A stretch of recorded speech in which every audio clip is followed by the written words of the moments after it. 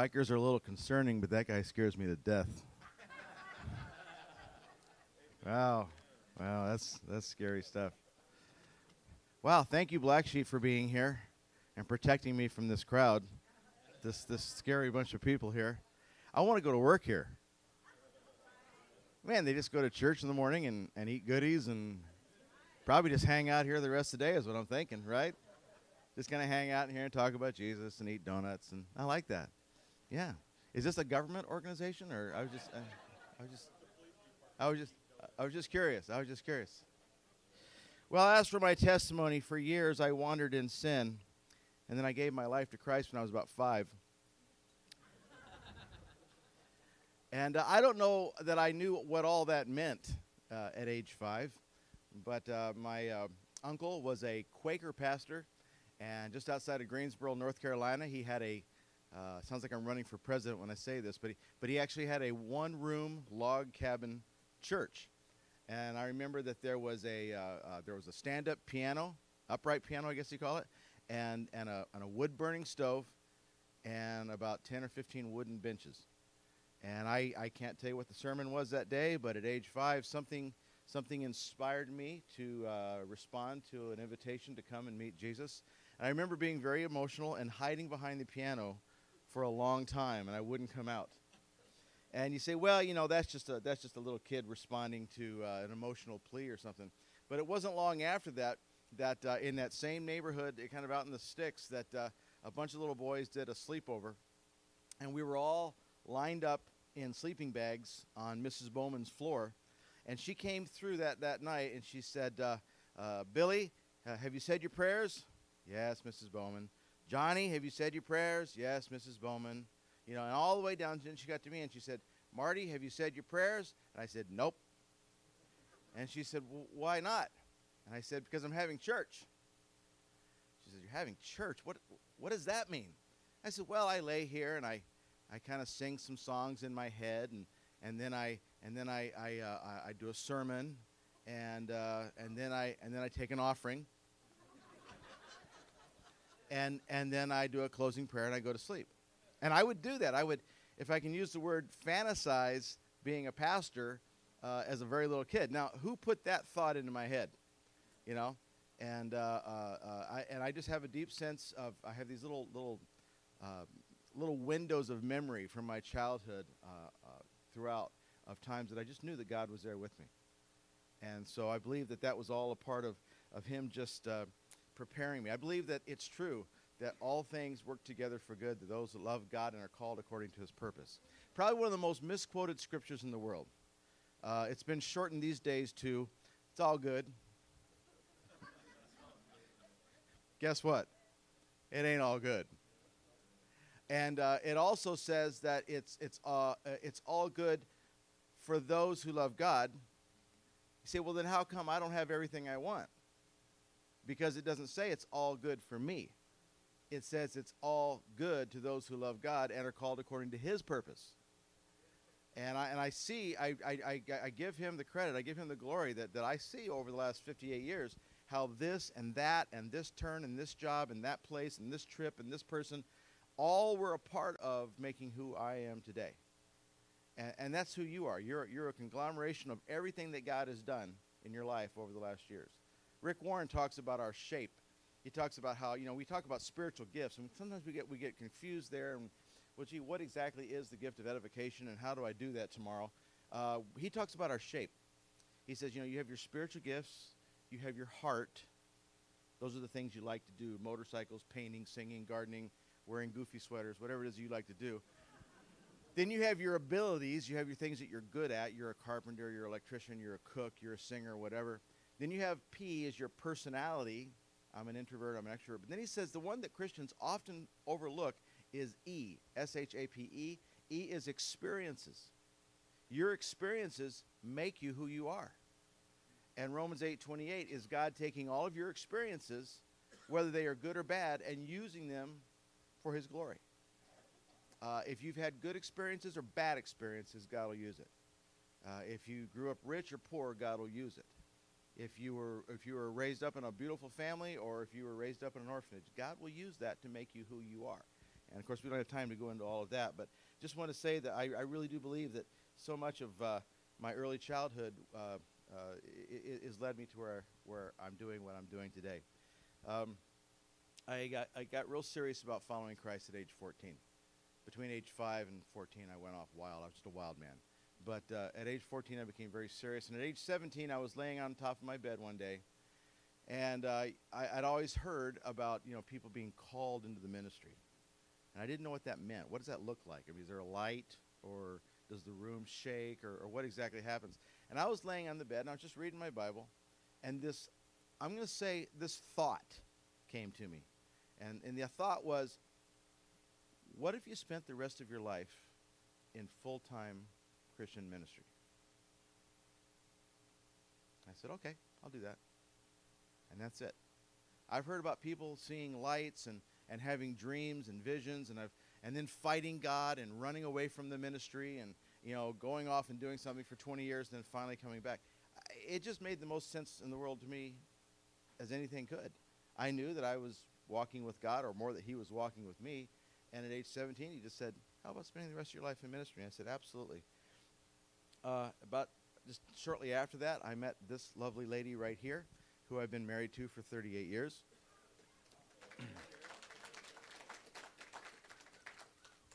And those are 18 of the best years of my life. And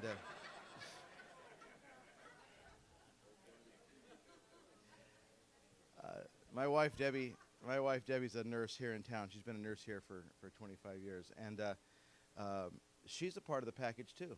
God knew exactly what I needed to do what I was going to do in church planting and starting ministries and starting Christian rock bands and doing all the things that are wonderful ministry that don't pay. So he brought a hardworking woman into my life who believed in what I was doing and said, you just do what God's called you to do, and I'll help us to make it happen. And so she's been with me for 38 years. We've got 2 great sons. Yes, absolutely. Yeah.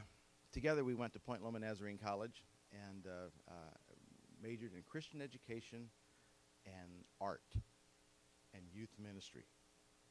All of that played into everything I've done ever since. She went into nursing.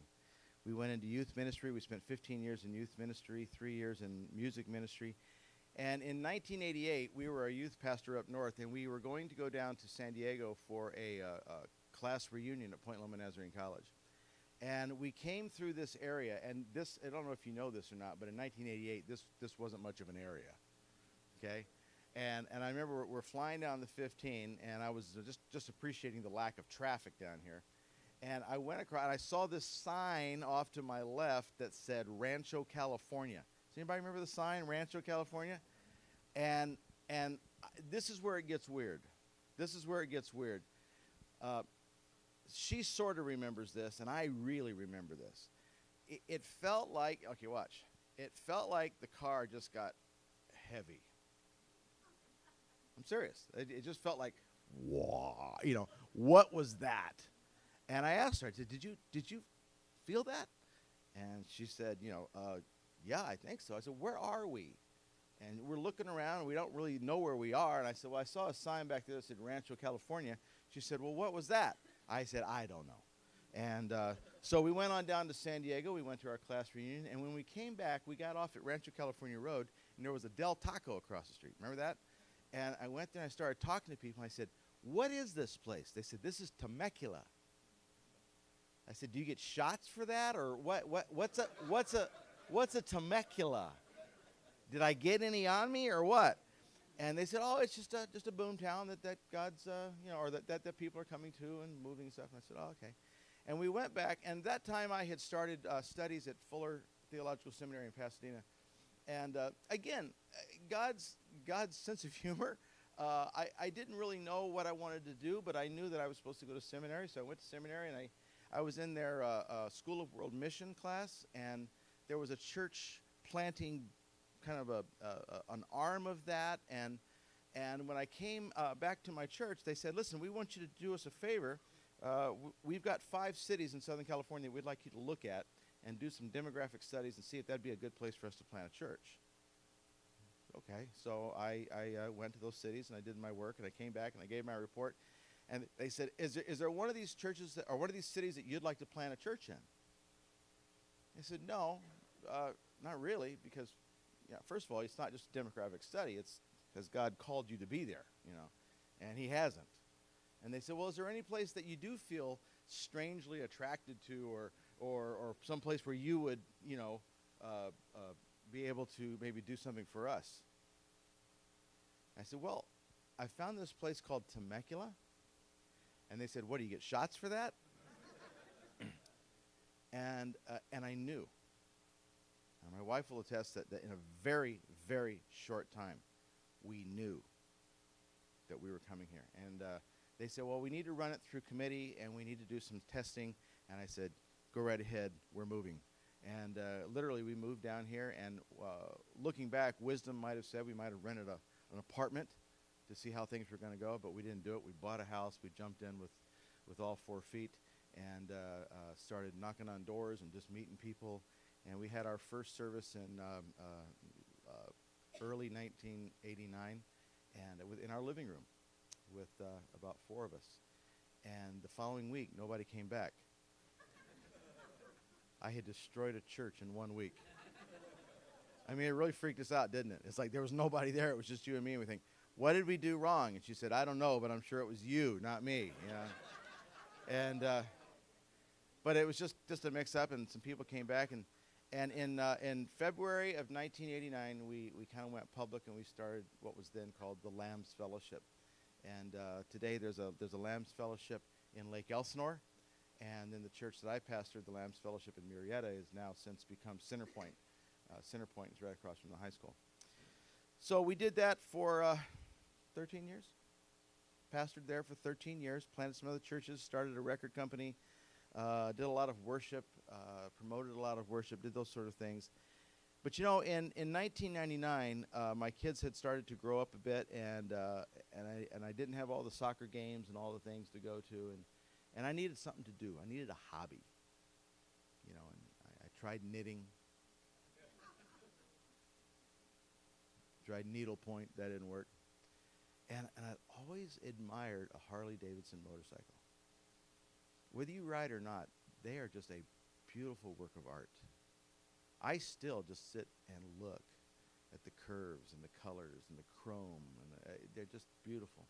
And it was the weirdest thing that I could ever think. It was the last thing you'd ever pictured somebody like me doing, and I went out and I bought a Harley. My wife's parents told her, never marry a preacher and never marry anybody that rides a motorcycle. Strike 2, sweetheart. And she said, I want nothing to do with it. And so the first time I went for a ride, it was great, and a couple times later, and about 2 weeks into it, she said, I'd ride down to Siggy's with you if you wanted me to. I said, yeah, I want you to. Come on, hop on. And she got on the bike, and we rode down to Siggy's. And as we approached Siggy, she said, you could go a little further if you wanted to. And she's never gotten off since. She's ridden to Sturgis, South Dakota with me twice. And she's a trooper, and I love her to death. So we started riding, and then one day I got a flat tire on the back of my motorcycle. And a flat tire on a motorcycle is not something you change like a car. There's a lot of other stuff there. And so I called the dealership, and I said, hey, can you send somebody down here and pick up my bike and take it in and change my tire? And they said, sure. And they sent down this guy named Michael Butters. And he was a scary-looking guy. He's hair and tattooed and piercings and leather and greasy and all that kind of stuff. And he came, and I tried to make small talk with him, being the young pastor that I was, and he wasn't having anything to do with it. And so we got in the truck, and we were headed on our way back, and I had a very strong impression that I should just say something to this guy. Just say something to him about the Lord or coming to church or something. And I didn't. I just didn't do it because he looked like a lot of these guys right here. And 2 days later, he died. 2 days later, he was killed in a very tragic motorcycle accident on 79. And as a young pastor trying to build a church, you can imagine that hit me hard, that I may have been the last one that had been sent to him, and I didn't do anything about it. Now, you hang on to that, because that event changed our lives. I went down to the dealership a few days later, Quaid Harley Davidson. Rich Quaid is the owner, and he was there then. I walked in, and people were kind of weepy and sad, and it was just kind of a dark cloud over the whole place. And I said, hey, Rich, I'm a new HOG member. HOG is Harley Owners Group, and they're about 2 million strong in the country. It's a dealer-sponsored riding organization to get you to ride a lot of miles and wear out your bike so that you'll spend more money at Harley Davidson. And if you ride 10,000 miles, they'll give you a little pin about that big. Of course, you got about $3,000 in repairs to do on your bike, but thanks for the pin, buddy. And I went down and I said, hey, I'm a new HOG member, and I'm also a pastor here in town, and I'm really sorry to hear about Michael. Is there anything I can do? And he said, using an expletive that I will spare you this morning, he said, Pastor, this place is so messed up. You can do anything you want. Now, besides Steve, do I have any pastors in here? Okay, now you understand that what this dealership represents was 400 HOG members, okay, and about 25 employees, most of whom we can assume didn't know the Lord, didn't go to church. And those of us in the church that are always trying to get people to come to our church, we bring in a famous basketball player, we bring in a great singer, we give away a 10-speed bike, we do all kinds of advertising, trying to get people to come to our church. This guy said to me, Pastor, you can do anything you want. And so I just started, I really didn't know what to do. I was very green, I was very churchified, and this was a very different world for me, and I just began to move through the crowd. And I'd go to the clothing part and the sales part and the rental part and the mechanics area and just walk up to guys and say, hey, I'm really sorry to hear about Michael.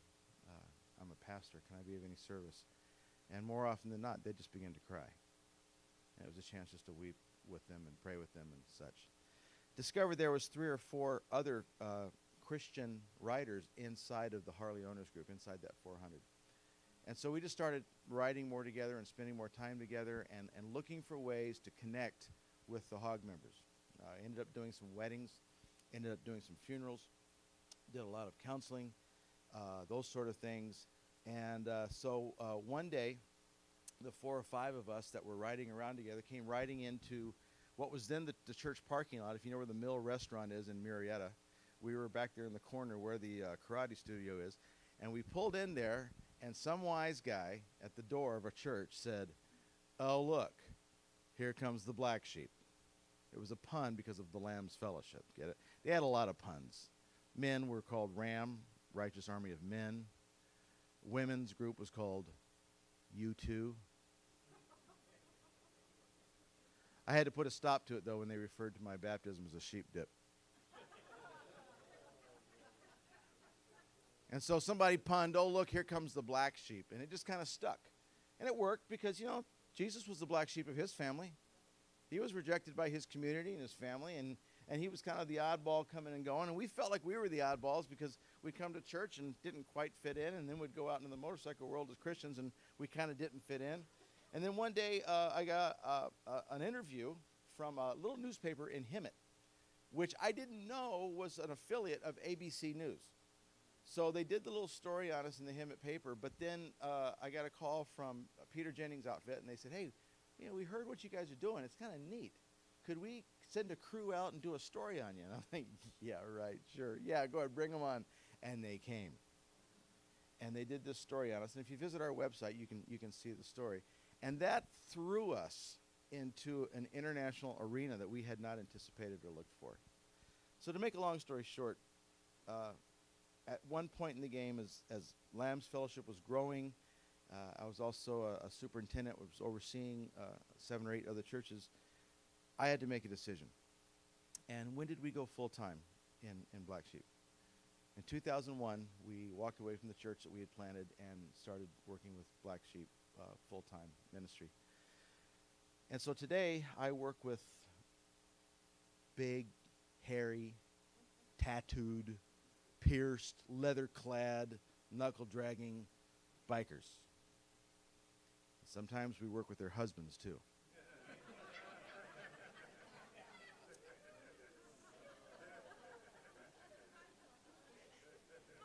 And what I've discovered is, folks, listen, the next time one goes screaming past you between the cars on the 91 and makes you jump, and you see Hell's Angels on their back, or you see Mongols on their back, or you see Vagos on their back, or anything else, here's what you need to remember.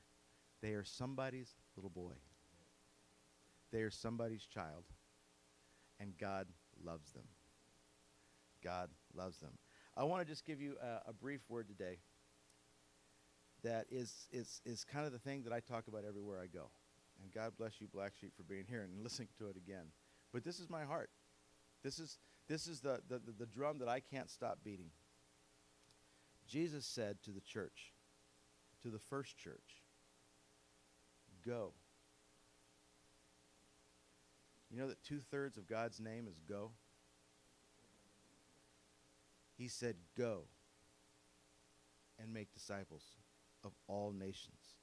And the word nations there, we immediately think in terms of politics, and there's America and Canada and Mexico and Europe, the countries in Europe, and it's not what the word is. The word is peoples. Go and make disciples of all peoples. Well, they call America the melting pot, and certainly we are. But even within America's melting pot, there are smaller melting pots, and they're called subcultures. Most of us, as I look around the room, I don't think there's anybody here that would have and forgive me if I'm wrong, but would have a terribly effective ministry on the beaches reaching surfers for Jesus. Dude. It's because we don't speak that language. It takes a special language to reach them. It takes a special language to reach young people. It takes an even more special language to reach punkers or death heads. Or there's actually a church. Have you ever heard of Triple X Church? They minister to the pornography community. Oh, how could we possibly associate with them? They're a people group. And we have this little motto in Black Sheep. It goes like this. Let's pretend this is the church this morning. It is the church, but let's pretend this is a Sunday morning church. They are out there. We are in here. They aren't going to come in here. So we have to go out there. And everything the church that I grew up in did for decades was try to find clever ways of getting people to come to the church. But when I read the scripture, Jesus said, go. Jesus didn't say, build a building, do something really cool that will attract people to come. He said, go and make disciples of all peoples, baptizing them in the name of the Father and the Son and the Holy Spirit. He said later in Luke 4, or earlier in Luke 14 in a parable, he said, go out to the roads and the country lanes and compel them. That's the picture. And the verse that, on the back of our patches, we have Romans 1:16, I'm not ashamed of the gospel. But the word that best describes the work that we do and that we should all be doing, it comes from 1 Peter chapter 2, verse 12. It says, live such good lives among the pagans, that though they accuse you of doing wrong, they may see your good deeds and glorify God on the day that he visits us. Now, the word pagans there, again, is a little harsher in today's vernacular than it was then. It just meant those that are not believers. We've been called to live such good lives among the pagans. We need to press the flesh. We need to get a little dirty. We need to get a little sweaty. We need to have more cigarette butts on the front of our church floors. We need to have more tattoos, more piercings, more green and purple hair, fewer green belled sweaters, and all of those things in our church.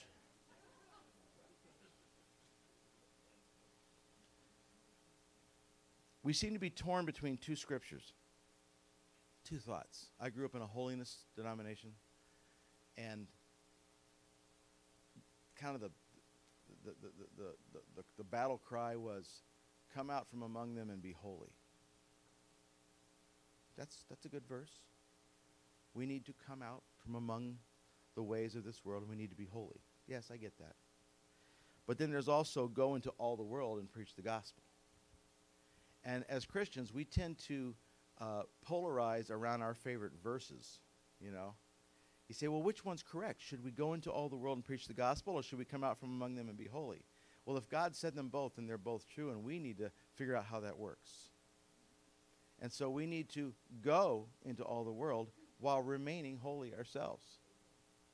Now, in Sturgis or South Dakota, or Laughlin, Nevada, or Laconia, or any of the big motorcycle rallies, I love to, when it's time to eat lunch, I love to walk into a bar and order a hamburger and a Pepsi and just sit there and eat. And you don't think it doesn't attract attention and people want to talk? It does. If I am riding down the road and I see a place that's crowded with bikers, I like to pull in and see what's going on. Now, if it's one of those places where girls are running around naked, I don't go in there. I have a problem with naked women. I'm sure some of you guys do too. So we shouldn't go there. I don't have a problem with alcohol. Alcohol's never been a temptation to me, so I have no problem going into a bar. And I know that some of my pastoral friends, they struggle with that I would go into a bar, that I would sit on a bench with an outlaw and talk to him, that I would be associated. In fact, for a long time in Riverside County Sheriff's, Black Sheep was a known associate of the Vagos motorcycle group. Do you know what we were doing with them? We went over and they were going to have their annual big party or whatever it was in Hemet. We offered to put on a vacation Bible school for their kids while they did it. You're looking at a known associate of the Vagos Motorcycle Club. I've got flannel graph and I'm not afraid to use it.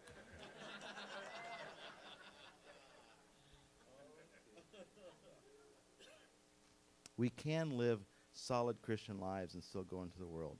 We can be fishers of men and still swim with the fish.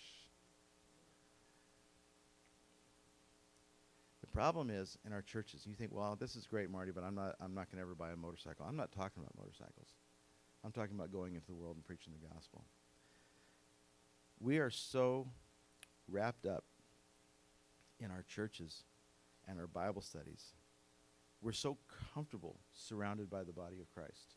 We're so comfortable with all the things that we have, all the blessings that we have in the church. We're so saturated in the Christian culture that we truly don't even know how to touch bases with the people that we've been called to reach. I have a Christian dentist. I have a Christian mechanic. I go to 3 Bible studies a week. You know, I have a Christian barber. Well, not me, but my whole world is Christian. And when your pastor gets up the week before Easter Sunday and says, hey, next week is Easter Sunday. It's a great time to invite people. Go invite somebody that doesn't know the Lord to church. I don't think it's that we're disobedient. I think it's that we don't know anybody to invite. Because we're all Christians. I don't know any non-Christians. We're so saturated that we've forgotten what it's like to be amongst them. Those of you who have been saved the longest, not you personally, but statistically speaking, the longer you have been saved, statistically, the least effective you are at reaching other people for Christ. Because you've forgotten what it's like to be a drunk. You've forgotten what it's like to be angry and messed up. You've forgotten what it's like. And you've just enjoyed the fruit for so long that we are fat Christians that have forgotten what it's like to not have the Lord in our lives. Well, most of us are not going to be called into motorcycle ministry. Although, gentlemen, your wives talked to me earlier, and they said it's okay for any of you to go out and buy a Harley today. Yes. Yeah, your wives called. I'm allowed one lie a year, and that was it. You're probably not going to be called into motorcycle ministry, but I bet you could do something with youth sports. When we first started the church, we started Lambs Rams soccer. They were the meanest toughest 6 and 7-year-olds in all the valley. But it was just a way to connect with the community. You might minister through city government. You might get involved with the homeless ministry. You might get involved with unwed mothers. I'd challenge you to do this. Don't raise your hands, but how many of you haven't got a clue who your neighbor is across the street? Make a plate of cookies. Take a piece of paper and put your phone number on it, your name and your phone number on it. You put it inside the cookies. And you walk over next door. You knock on the door. You say, hey, my name is Marty Edwards. I live across the street. I know we've been here 10 years and we don't know each other. I get it. I know. I'm sorry. But I just wanted to say hi. Here's a plate of cookies, and my phone number's in there. And I want you to feel free to call me, like if something goes bump in the middle of the night, or you need to borrow a tool or something. Just wanna let you know. See ya. That would be huge. That would be huge. You see, we don't stand up and say, hey, bikers, come to Jesus, and they come flocking to Jesus. We try to live such good lives among the pagans by doing the works of Christ, that the day will come that they'll cross the street and talk to us. What do? We shine boots.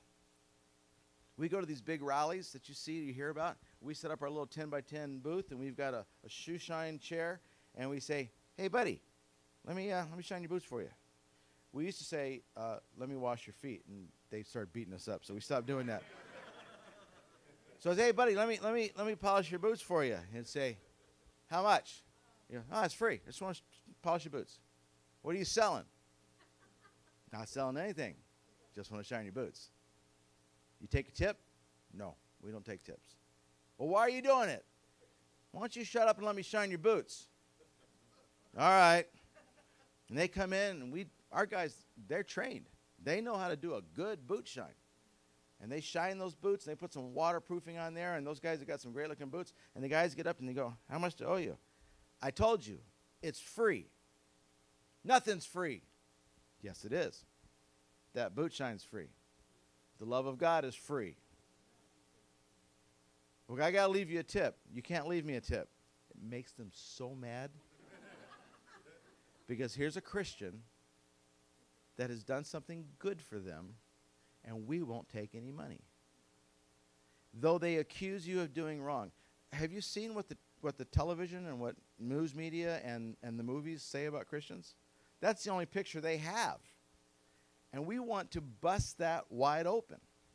You say, I get it. You get them in the shoe shine chair, and then you give them the Romans road. No. See, what we do in our culture is we'll walk across the street, and we'll give them the cookies, and then we'll wait. And if they don't come over, then we're going back. And this time we're bringing tracts. And if that doesn't do it, then we're going to go over and bring our Bible, or we're going to sing on their lawn.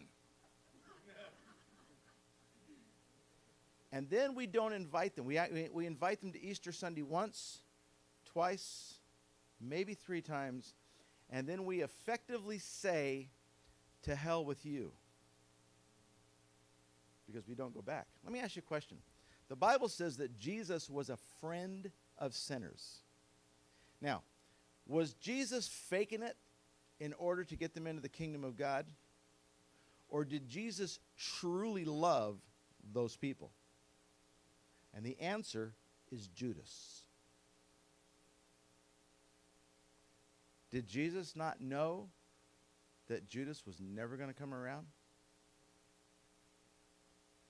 I could probably argue that maybe he loved Judas maybe a little more than the others, because he was going to have him for a few years, and that was it. And what we've learned is that you don't try to sell it. You don't have to sell Jesus. You just have to represent him and be normal. Can you do that? Try to be normal. You know, Pastor Steve plays racquetball. He's not very good, but he plays racquetball. Yes, that's right. You sure did. He plays racquetball, and they know who he is. But he's not out there preaching the gospel on every swing. He's just being real. And are you willing to go the long haul with your kids or with the neighbor or with your person you're working with and just be Christ in front of them? Just let your light shine so much that they won't be able to deny? Live such good lives amongst the pagans that even though they say, oh, all you Christians want is money. Oh, I saw one of you guys on TV asking for money. Oh, I know a couple of Christians, they're all hypocrites. That though they say, they'll have to see your good deeds and give glory to God. Convince them with your actions.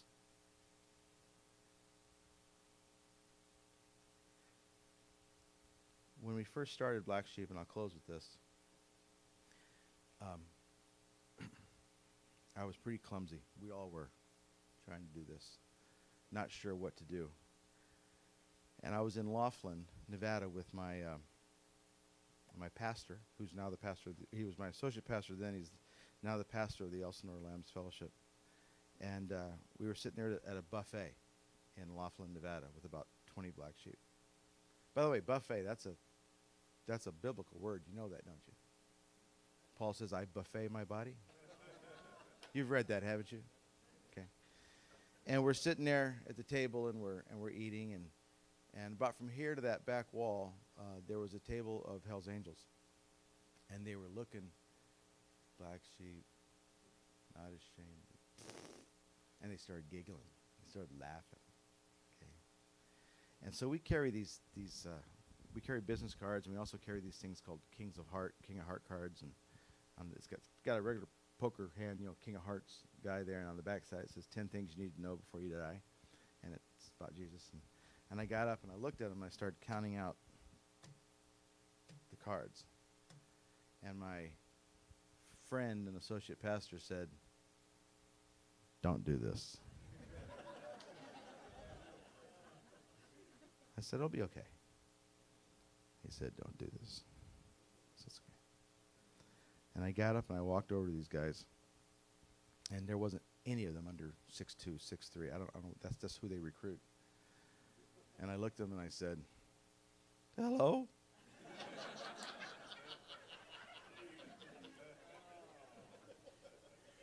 And they sat back in their chairs, and they looked at me like, they know they'd been making fun of us, and they saw us watching them. And they're like, okay, what's this guy going to do? And I began to put down my cards, and I said, my name's Pastor Marty, and you never know when you're going to need to be married or buried. And that's my cell phone. You can call anytime you want, and I'll be there for you. You know what they said? Thank you, Pastor. Now, listen, I tell you that story for this reason. I've never been disrespected by outlaw motorcycle gangs. How hard can it be for you to walk across the street and give your neighbor a plate of cookies? And then just be a loving friend in any way that you can. And after I left the cards on the table, I went to the men's room and changed my shorts.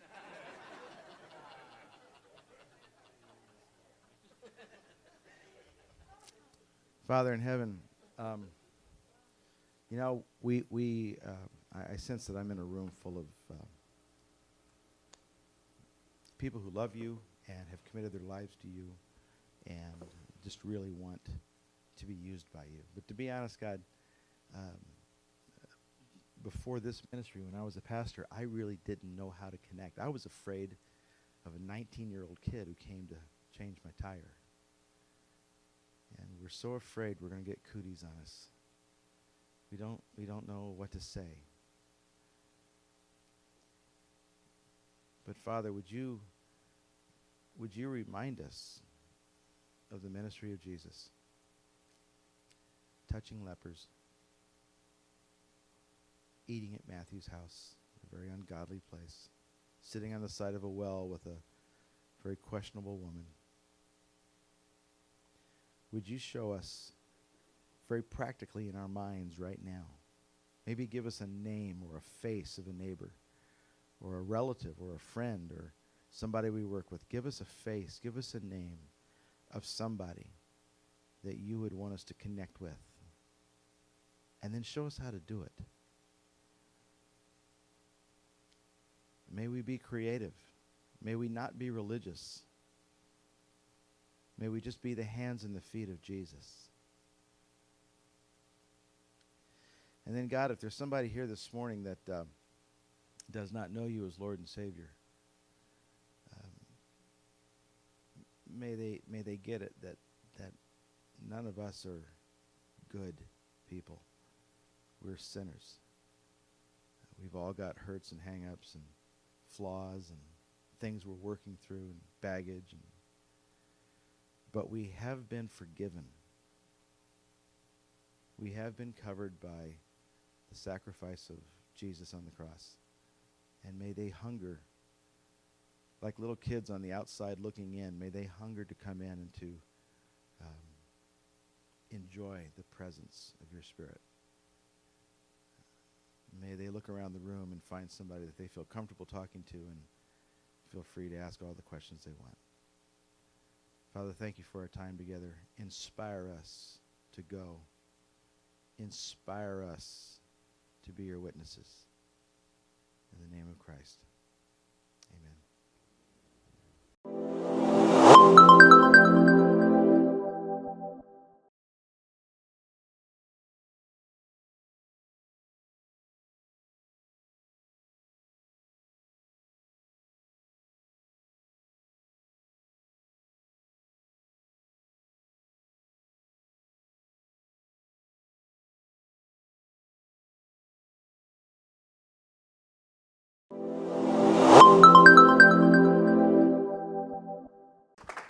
We're going to switch gears into a little bit of a Q&A time. So if you have a question, we have one already over there. Roger will come over. And Hi. You mentioned that there were deadheads that, need to be ministered to. And a friend of mine just shared that one of her family members is a deadhead. And I just didn't know which ministry you could recommend that they recommend to that child. He's a young man. Is there a ministry? In the area? I don't know where he lives. But, because they all like to go online. Yeah, I'm not going to personally know anybody Okay. because it's not my subculture. Okay. If they were local, I would let Student Venture know, and they may have the connections. They're very locked into the youth from Corona to Escondido. So I would find somebody who has a great youth program in this valley or wherever he's at, and then explain to them what they're dealing with, and see if they've got somebody that can connect.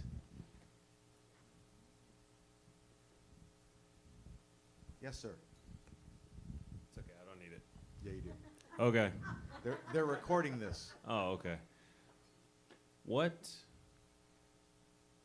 did you hear or see in your life that you believed that guided you on the path that you are on today? Well, it's like I said, at a very early age, I don't even remember what a 5-year-old hears or can cognitively process that made him say, I'm going to go forward and accept Jesus. But looking back, because a lot of times we see things better looking backwards than we do forwards. And looking back, I can remember at times, walking to school, being chased by a dog, and praying that God would help me.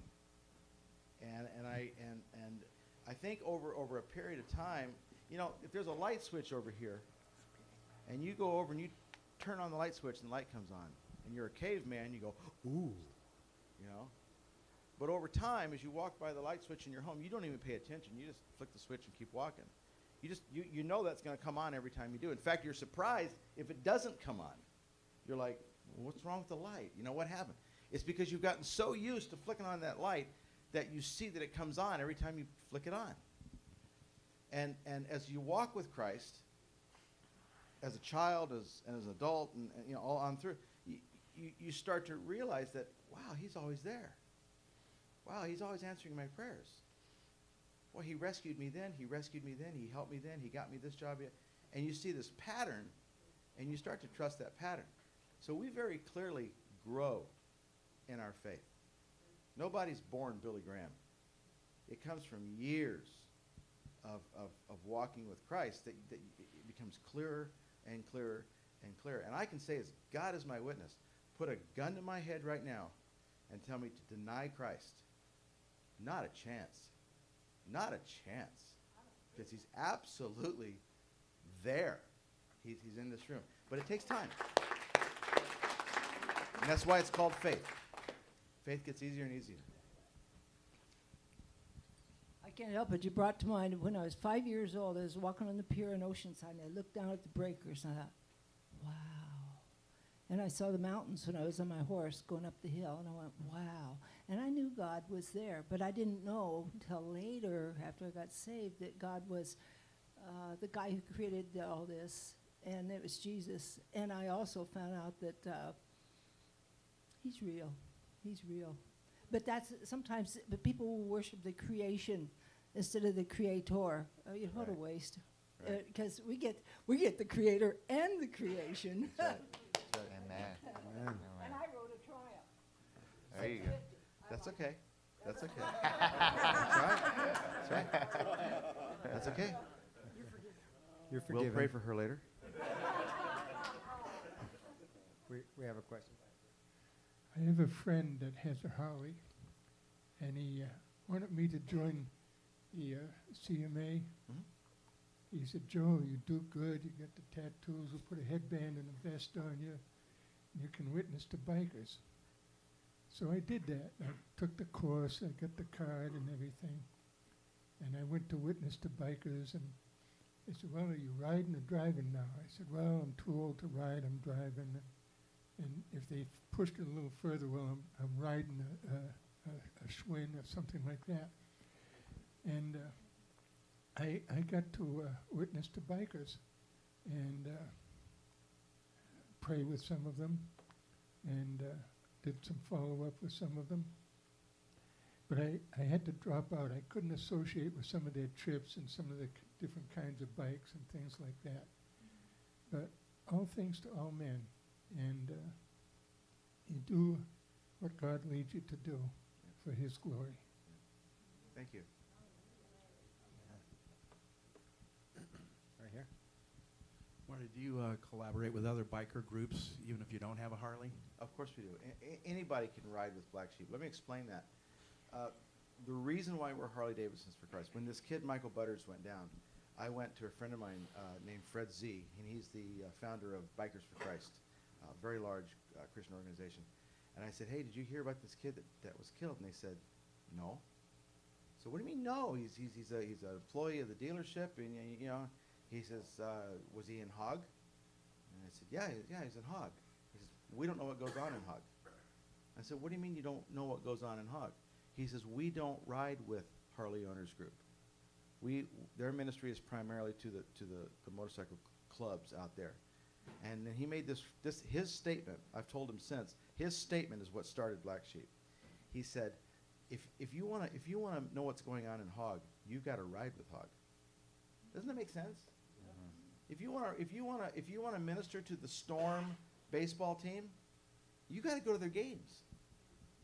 If you want to be a missionary in France, you better learn French. So our ministry is not just Harleys. The bylaws read American V Twins. So we have mostly Harleys.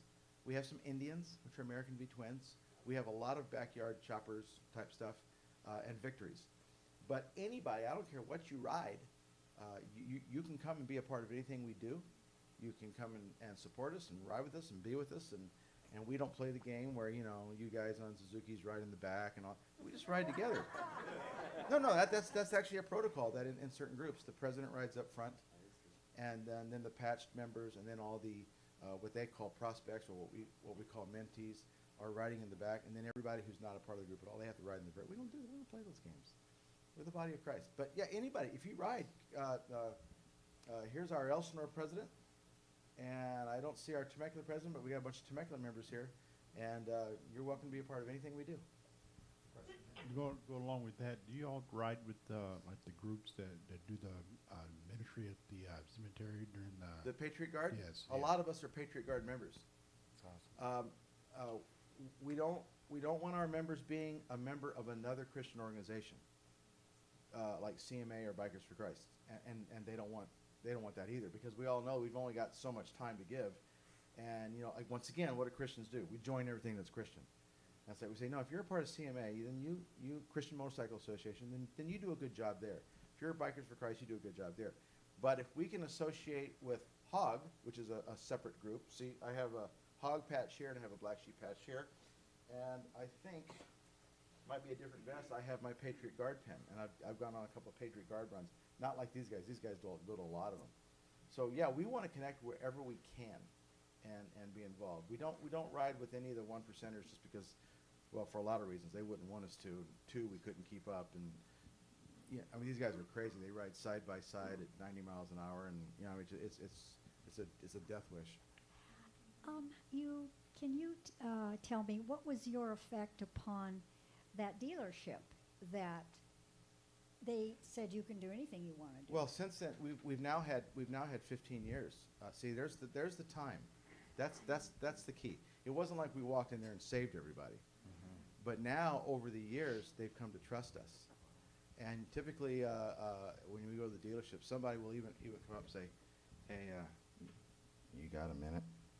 And it's like, "Yeah, sure. What's up?"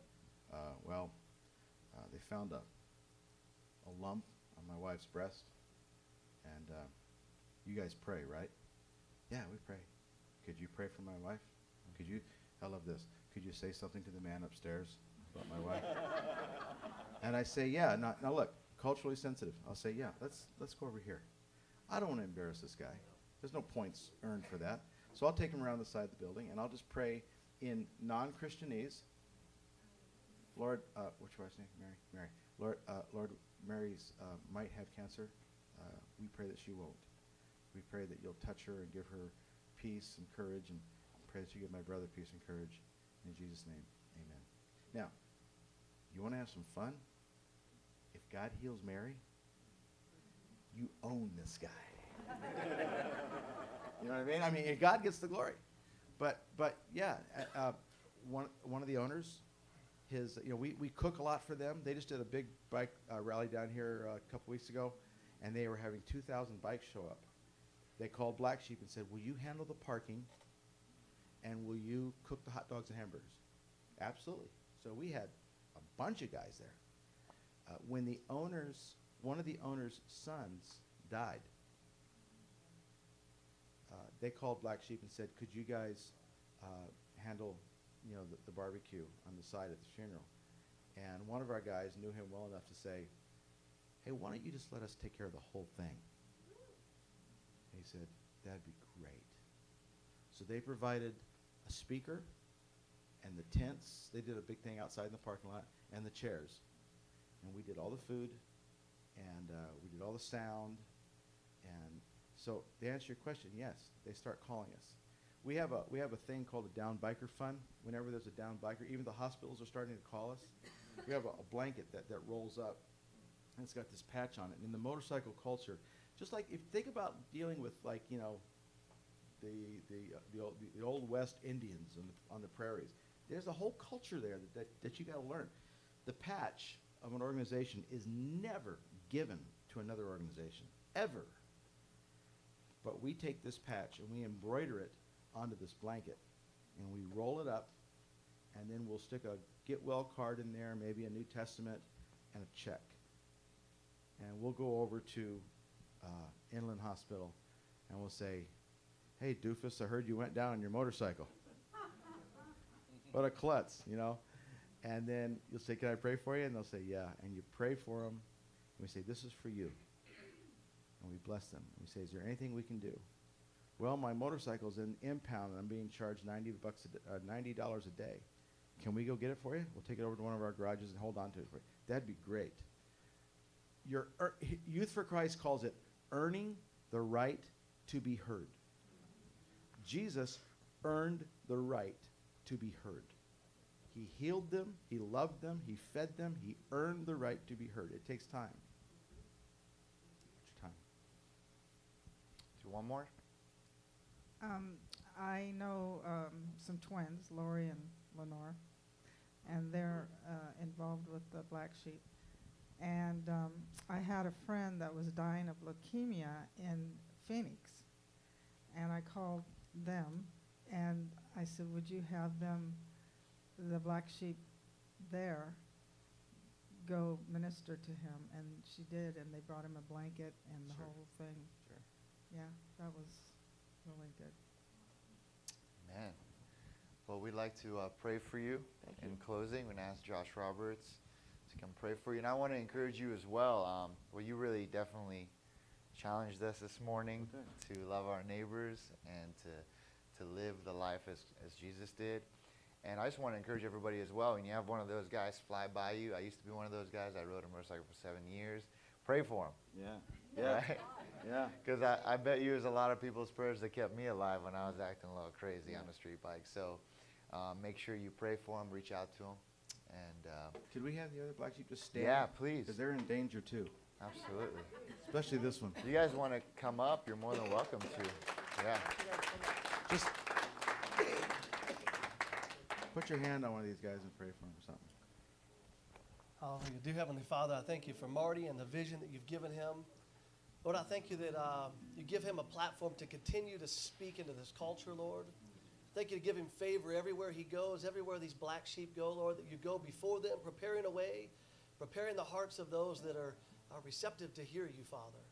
Lord, I thank you for the vision that you've given him, Lord, that vision would continue in this valley and across this country, Lord, that we would step outside of our local four walls and we would begin to be the body of Christ. Thank you, Father, for continued boldness amongst him and his crew. Lord, that they would step out and do the miraculous, that they would do things that others only talk about based on the one that died and saved them. Lord, that it would be boldness on the inside of them each and every day, and it continues to grow. I thank you for safety and protection for him as they ride each and every day. In Jesus' name, we thank you for it. Amen. Amen. All right. Thank you again.